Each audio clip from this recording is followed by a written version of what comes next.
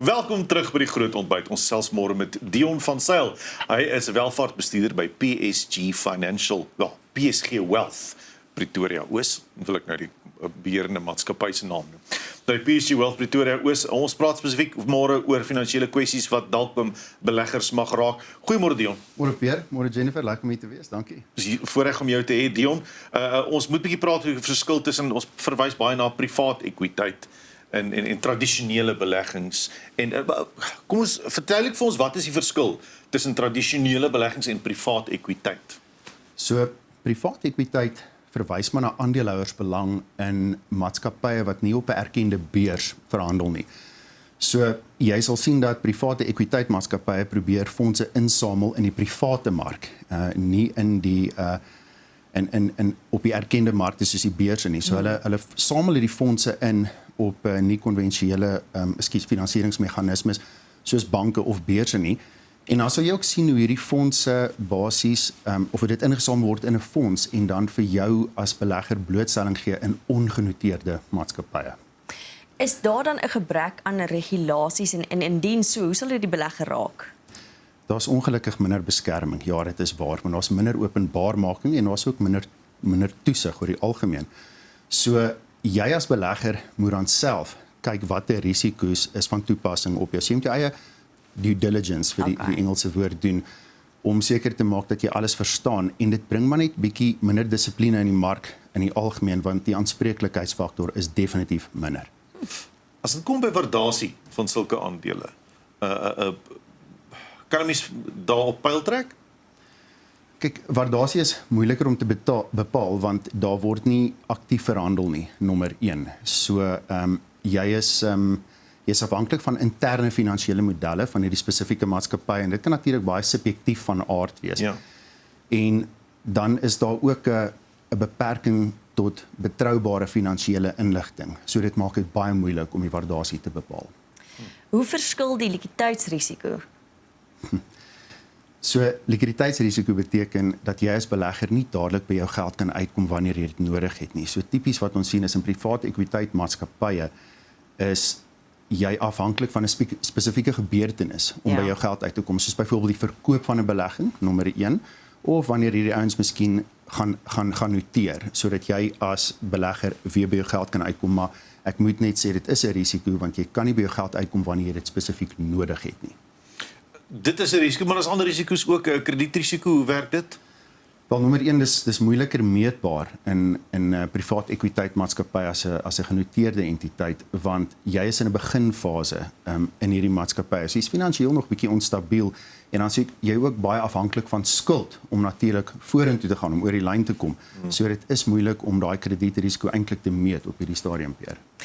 Daar's heelwat risiko's, soos Pierre ook nog gaan by krediet, maar daar's ook operasionele risiko's. Wat is van daai operasionele risiko's? So die operasionele risiko hier vir my sal wees dat daar's 'n afhanklikheid van 'n baie klein bestuurspan en ek dink mense moet mooi kyk na dit want wat gebeur as iets met een van daai individue gebeur? So jy het 'n tipiese sleutelman risiko aan die een kant en dan aan die ander kant is daar ook hierdie koöperatiewe beheersituasie of 'n koöperatiewe struktuur wat net baie meer ver gevorderd is in 'n genoteerde entiteit as wat dit is in 'n privaat ekwiteitmaatskappy.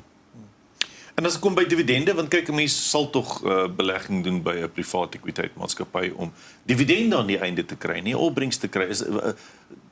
Is die dividende dan, kwessie van dividende dan goed of sleg? So dividende word eintlik maar gebruik om te herfinansier. Hulle moet definitief die winste veral in hierdie vroeë fase vat en terugploeg in die maatskappy om te groei. So nou sit jy in 'n situasie waar kontantvloei miskien bietjie onstabiel kan wees en jy kan nie bepaal wat die dividend moet wees nie. So dit maak dit baie moeilik vir jou as belegger want jy kan amper nie afhanklik wees van die inkomstestroom nie. Jy's meer afhanklik van die verkoopstadium sodat jy weer eens op jou kapitaal kan uitkom. Hoe raak fooie my opbrengste? Die fooie-strukture van privaat ekwiteitbeleggings is redelik moeilik om te verstaan want jy het bestuursfooie aan die een kant, maar dan het jy ook prestasiefooie aan die ander kant. En nou natuurlik, hoe meer die fooie, hoe meer erodeer jy jou opbrengs in die langtermyn. En veral aan die begin wat dit moeilik is vir 'n maatskappy om 'n wins te toon, kan hierdie fooie baie duur wees en weer eens dis moeilik om te verstaan. Daar's natuurlik belastingimplikasies by alle beleggings. In hierdie spesifieke geval, hoe werk die belastingimplikasies? Wel, Die belastingimplikasies kan redelik kompleks wees, want baie keer werk ons oor verskillende juridiese stelsels. En dan as daar onverwagte belastingsituasies opduik, kan dit natuurlik jou winste redelik kwaai beïnvloed in die toekoms.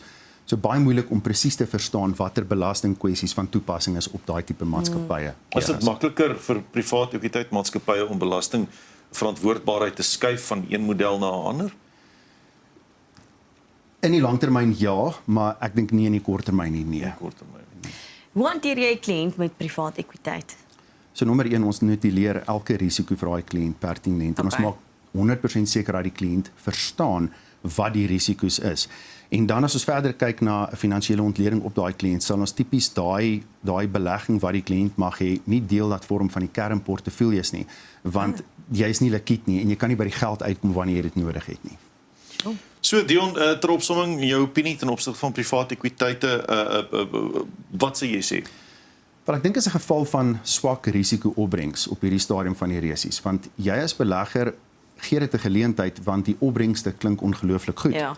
Maar as jy regtig gaan kyk na die risiko's, ons het nou 'n paar bespreek hier vanoggend, jy kyk na likwiditeitsrisiko, na kredietrisiko, belastinghantering wat kompleks is, dan is dit 'n geval van ek voel die opbrengste is nie goed genoeg as 'n ou al daai risiko's moet neem. Okay. So op hierdie stadium is ons nog tans ongemaklik met dit.